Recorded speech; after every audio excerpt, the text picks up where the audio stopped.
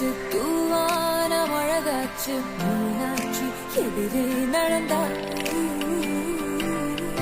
ஆத்தி அடியாத்தி கண்ணால ஒளியூத்தி உள்ளார உருவம் வரைஞ்சார்.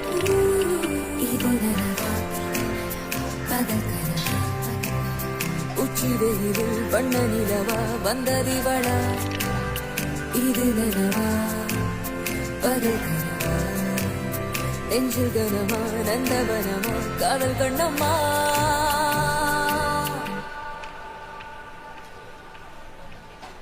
அடியழகே அந்த கொடியே கிளாஸ் கழட்டு. நெஞ்சு குழியில் உள்ள ஹலோ அத்தமவள நெத்தி வயிடில் கொட்டி எடுத்து வந்து விடவா. உன்னை போ.